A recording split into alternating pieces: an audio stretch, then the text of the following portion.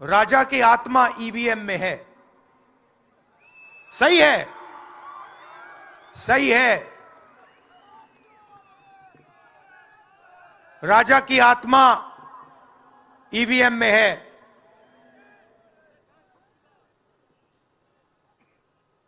हिंदुस्तान की हर संस्था में है, ईडी में है, सीबीआई में है, इनकम टैक्स डिपार्टमेंट में है। एक वरिष्ठ नेता, नाम नहीं लेना चाहता हूं, इसी प्रदेश के एक वरिष्ठ नेता कांग्रेस पार्टी को छोड़ते हैं और रो के कहते हैं, मेरी मां से रो के कहते हैं कि सोनिया जी, मुझे शर्म आ रही है, मेरे में इन लोगों से, इस शक्ति से लड़ने की हिम्मत नहीं है, मैं जेल नहीं जाना चाहता हूं। और ये एक नहीं है, ऐसे हजारों लोग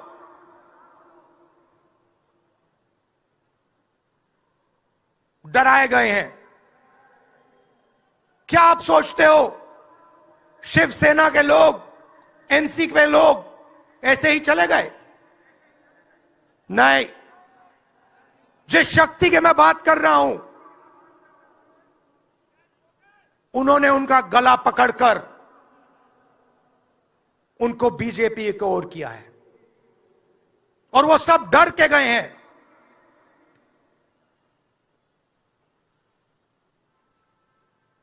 चार 4,000 किलोमीटर चला, उसके बाद 6,000 किलोमीटर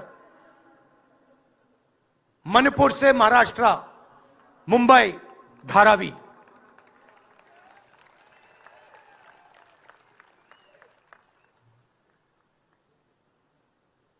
क्या मैंने देखा, क्या सुना, मैं आपको समझा नहीं सकता, शब्दों में नहीं बता सकता मैं आपको। बोल रहा हूं तो बात याद आई, मेरे पास एक युवा आता है,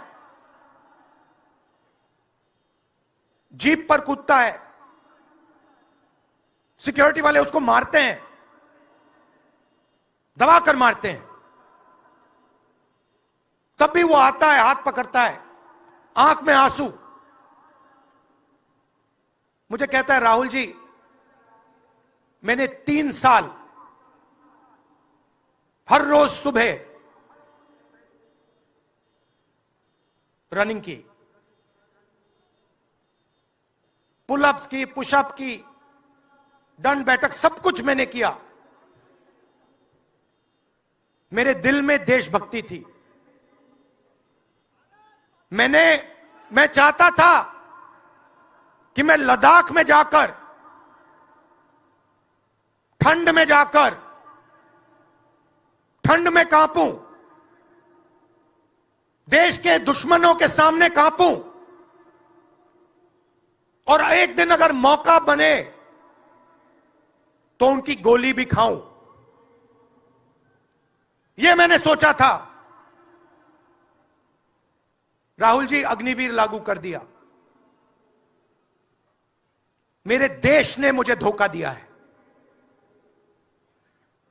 नहीं, तुम्हारे देश ने तुम्हें धोखा नहीं दिया, तुम्हारी सेना ने तुम्हें धोखा नहीं दिया, उसी शक्ति ने तुम्हें धोखा दिया है। नरेंद्र मोदी भाइयों और बहनों सिर्फ मास्क है, मुखौटा है। जैसे ये बॉलीवुड के एक्टर हैं, उनको रोल दिया गया है कि भैया आज सुबह आपको यह करना है, कल आपको यह बोलना है, परसों आप यह करोगे, सुबह उठ के समुद्र के नीचे जाओ, चलो सी प्लेन में उड़ो। 56 इंच की छाती नहीं है, खोखला व्यक्ति है।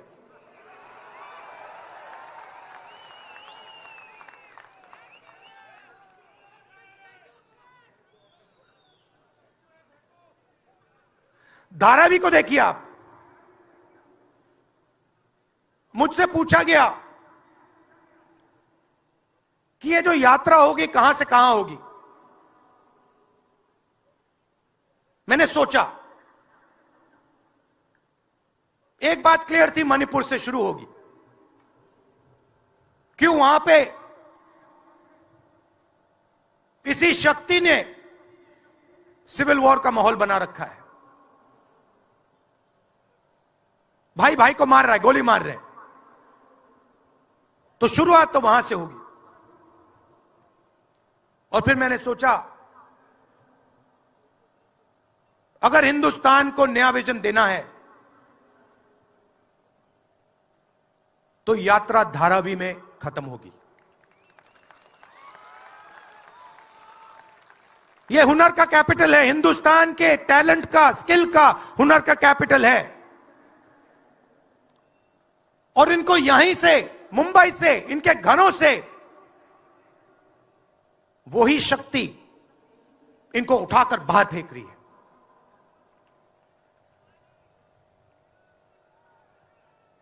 एक साथ मिलकर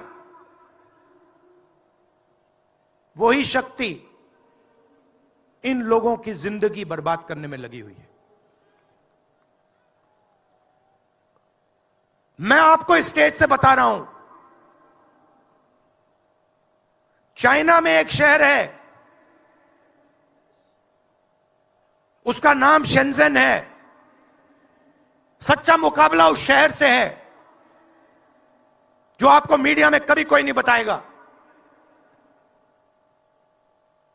धारावी शेंजन का मुकाबला कर सकता है। बैंक के दरवाजे इन बच्चों के लिए खोलो, इन बच्चों को सरकार की मदद करो, और फिर देखो ये शेंजन का क्या करते हैं। उठा के परे कर देंगे शेंजन को ये लोग।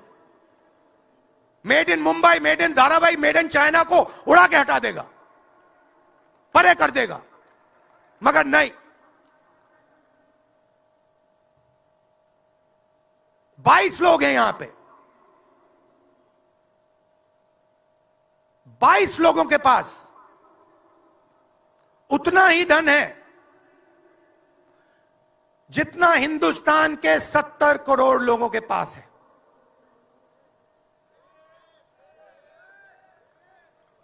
हिंदुस्तान में इंटरनेशनल एयरपोर्ट खुलवाने के लिए साल लग जाते हैं। 10 दिन में शादी के लिए इंटरनेशनल एयरपोर्ट खुल जाता है। वो ठीक है, कोई बड़ी बात नहीं है। अगर 10 दिन में शादी के लिए खुल जाता है वो ठीक है, करना है करो, मगर बाकी हिंदुस्तान में भी तो खोलो, बाकी प्रदेशों में खोलो। इन्होंने क्या गलती की है?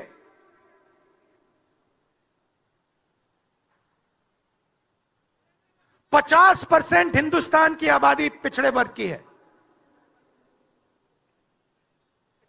15% दलित, 8% आदिवासी, 15% माइनॉरिटी, 5%, 7% गरीब जनरल कास्ट के लोग।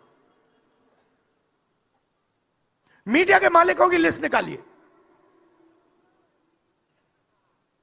नाम दिखा दीजिए मुझे। दलित का नाम दिखा दो, आदिवासी का नाम दिखा दो, पिछड़े का नाम दिखा दो लिस्ट में। एक नहीं मिलेगा आपको। मैं ढूंढ रहा हूं, महीनों से ढूंढ रहा हूं।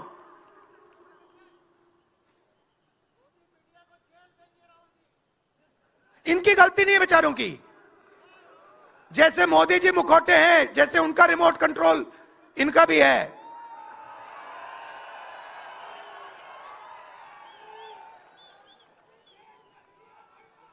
मीडिया में कोई नहीं।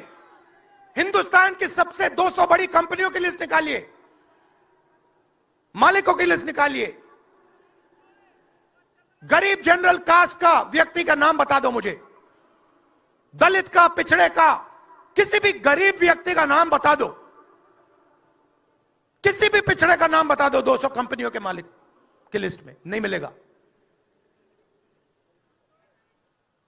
90 अफसर इस देश को चलाते हैं।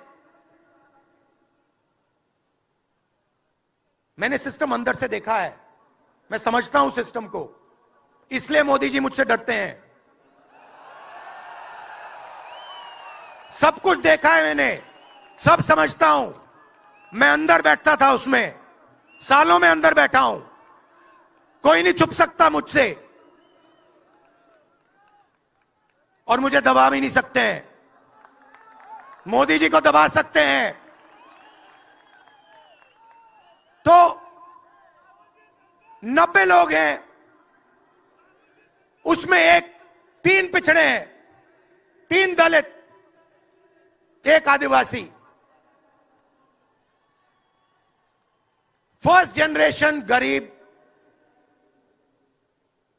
जनरल कास्ट का मुझे दिखा दो, उसमें 1 नहीं मिलेगा। बजट में 100 रुपए खर्च होते हैं,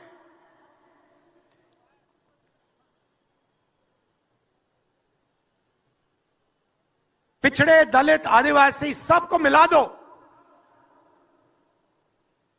6 रुपए का निर्णय लेते हैं। पॉलिसी कहां बनती है? पॉलिसी ये 90 लोग बनाते हैं, उसमें 200-300 और जोड़ दो,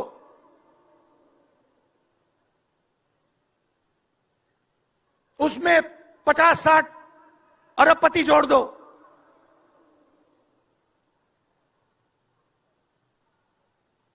ये है सच्ची शक्ति जो हिंदुस्तान को चला रहा है।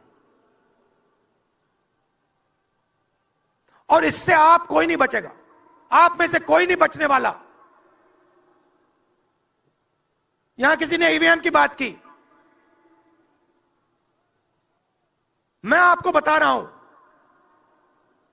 ईवीएम के बिना नरेंद्र मोदी चुनाव नहीं जीत सकता है। इलेक्शन कमीशन से हमने कहा कि एक काम कीजिए, विपक्ष की पार्टी को ये मशीनें दिखा दीजिए, खोल के हमें दिखा दीजिए ये कैसे चलती हैं, हमारे एक्सपर्ट्स को दिखा दीजिए। इलेक्शन कमीशन नहीं दिखाता। फिर हमने कहा देखिए, इसमें से कागज निकलता है, वोट मशीन में नहीं है, वोट कागज में है। ठीक है, आप मशीन चलाइए, मगर कागज की भी गिनती कर दीजिए। इलेक्शन कमीशन कहता है नहीं, कागज की गिनती नहीं होगी। क्यों नहीं होगी? कैसे नहीं होगी? सिस्टम नहीं चाहता कि ईवीएम की गिनती हो जाए। क्यों? क्योंकि यह सिस्टम आपके धन को चोरी करने का सिस्टम है। ये आप लोग जीएसटी देते हो, उतनी ही जीएसटी देते हो जितना अदानी देता है। 18% शर्ट पे देते हो, उतनी वो देता है। उसकी आमदनी लाखों करोड़ रुपए, आपकी 50,000 रुपए। और फिर देखो पैसा कहां जाता है। कोई भी स्कीम देख लो, फसल बीमा योजना देखो, 35,000 करोड़ रुपए 16 कंपनियों को जाता है। उसमें आपको एक दलित नहीं मिलेगा, एक पिछड़ा नहीं मिलेगा, एक गरीब नहीं मिलेगा। कानून ये 90 लोग बनाते हैं। पैसा जाता है 16 कंपनियों में। और जब हमारे किसान कहते हैं ओला गिर गया, बारिश हो गई, बर्बाद हो गए, वो कहते हैं भैया नहीं, तुम्हें मुआवजा नहीं मिलेगा, ये तुम्हारा है ही नहीं, तुम्हें कैसे मिलेगा, मर जाओ जाके। नरेंद्र मोदी जी का काम आपके ध्यान को भटकाने का है।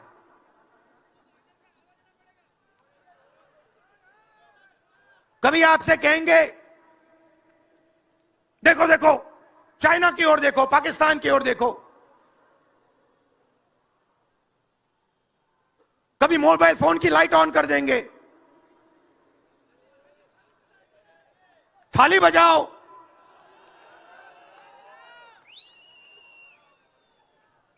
कभी कहेंगे देखो मेरा अपमान कर दिया,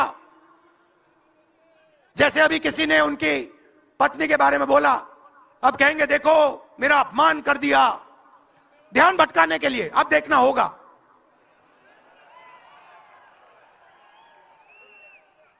मगर यात्रा में यह सब साफ दिख जाता है, दर्द दिख जाता है, दुख दिख जाता है।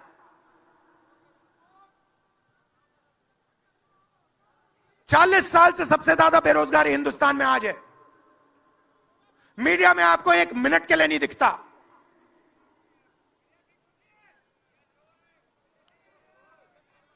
मोबाइल फोन आप देखते हो, चाइना का मोबाइल फोन, शर्ट खरीदते हो, चाइना की शर्ट, जूते खरीदते हो, चाइना के जूते। चाइना के युवा को फायदा हो रहा है, और किसको फायदा हो रहा है? और किसको फायदा हो रहा है? यह आपने कभी पूछा अपने आप से?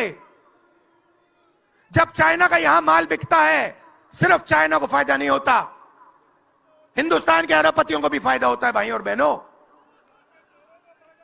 इसलिए धारावी को कभी उठने नहीं देंगे। इसलिए धारावी को यह सरकार कभी सपोर्ट नहीं दे सकती।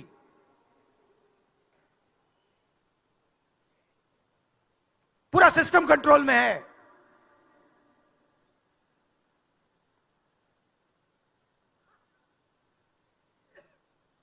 जब इनकी पहले सरकार आई, मैं आपको दिल की बात बताता हूं, पहले इनकी सरकार आई, अरुण जेटली मेरे पास आते हैं, कमरे में बैठते हैं और मुझे कहते हैं राहुल, ये जो लैंड एक्विजिशन का मामला है,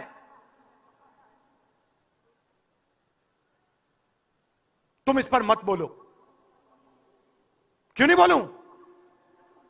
जनता का मामला है।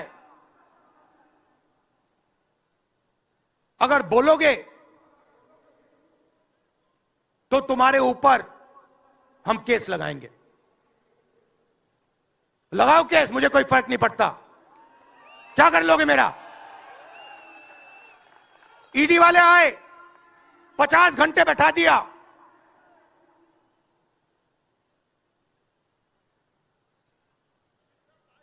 अंत में पता है क्या बोलता है ईडी का अफसर? मुझे पता है क्या बोलता है? कहता है राहुल जी, आप किसी से नहीं डरते हो, आप नरेंद्र मोदी को हरा सकते हो।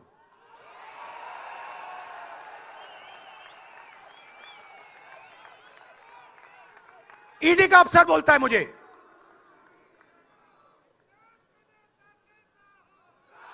मगर मैं राहुल गांधी नहीं हूं। आप यह मत सोचो कि मैं राहुल गांधी हूं। आप यह मत सोचो कि उद्धव ठाकरे हैं। यह नहीं है, यह हिंदुस्तान की आवाज है। आप देखिए, हर प्रदेश से यहां लोग बैठे हैं, हर व्यक्ति ने अपनी यहां बात रखी। स्टालिन जी ने अपनी बात रखी, सोरेन जी ने अपनी बात रखी। यह हिंदुस्तान बोल रहा है। नरेंद्र मोदी जी की मीटिंग देखिए, वहां सिर्फ एक व्यक्ति बोलता है।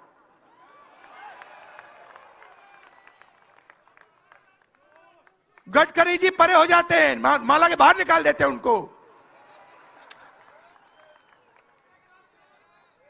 इसलिए हमने इसको इंडिया गठबंधन नाम दिया है।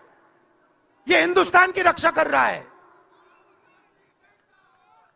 ये सब लोग डरे नहीं हैं। ये सब लोग उसी सिस्टम का मुकाबला कर रहे हैं। आज नरेंद्र मोदी के पास भ्रष्टाचार की मोनोपोली है।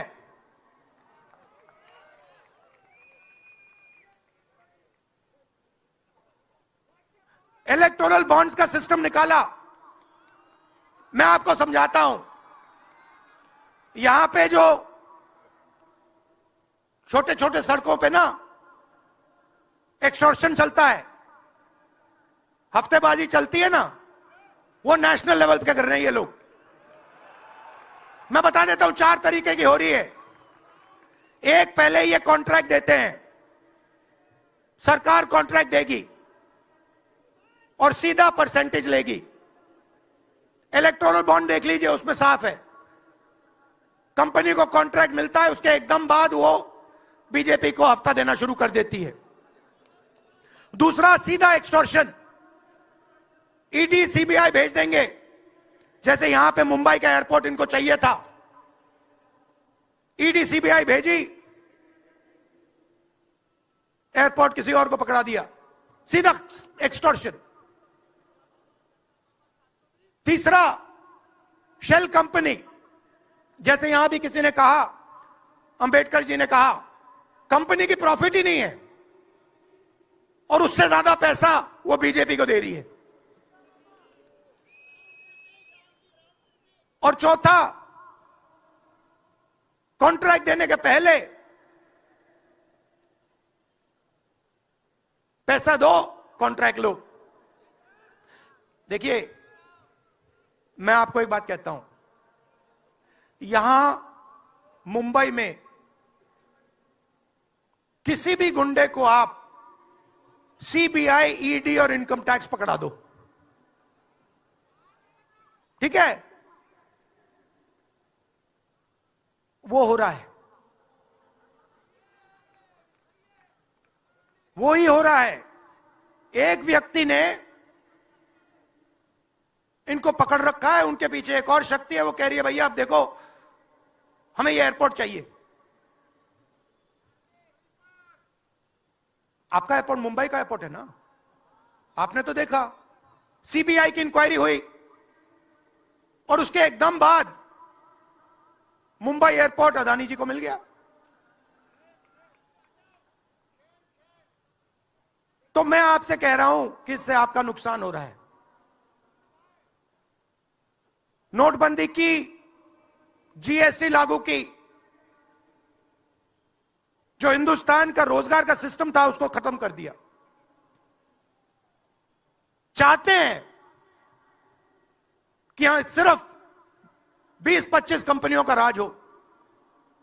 चाहते हैं कि ये जब छोटा धंधा चलाते हैं, सब्जी बेचते हैं,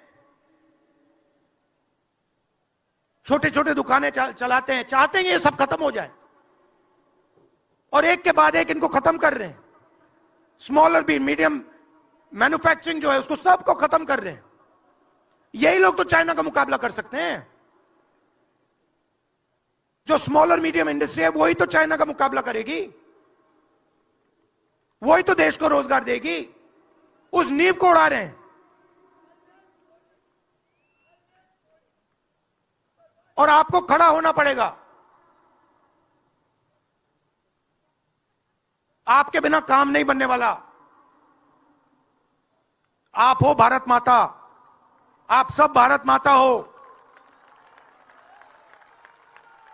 और आपकी जिम्मेदारी बनती है, हमारी जिम्मेदारी है, मगर देश के युवाओं की भी जिम्मेदारी बनती है।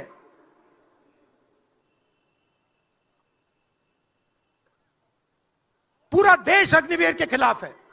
मैं 4000 किलोमीटर चला, एक युवा ने मुझे नहीं कहा कि अग्निवीर अच्छा लगता है।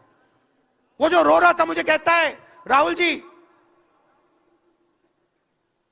मैं नहीं जाऊंगा, मैं नहीं जाऊंगा, मैं अग्निवीर नहीं बनूंगा। और फिर मुझे कहता है राहुल जी जहां पे पहले हम दौड़ने जाते थे वो सब खाली पड़ा है। यात्राओं से मुझे बहुत सीखने को मिला, दर्द भी हुआ, चोट भी लगी,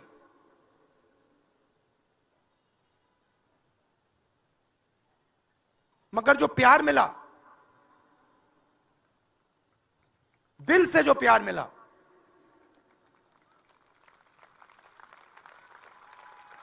वो उसका कोई मुकाबला ही नहीं है। मैं बता ही नहीं, समझा नहीं सकता आपको। और जो भी आप मुझसे करवाना चाहो,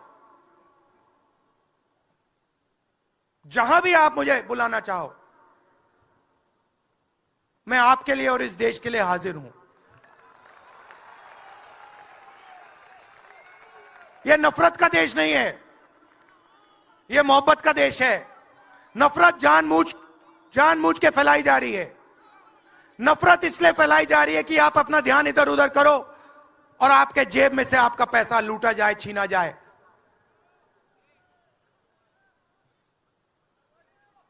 तो नफरत को नहीं फैलने दो।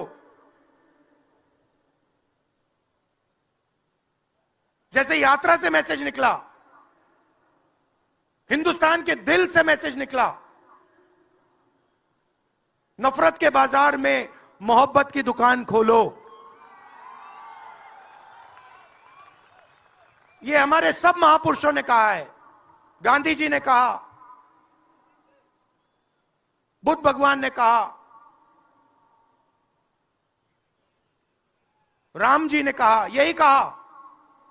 अगर राम का, बुद्धा का एक ही मैसेज है, नफरत के बाजार में मोहब्बत की दुकान खोलो। धन्यवाद।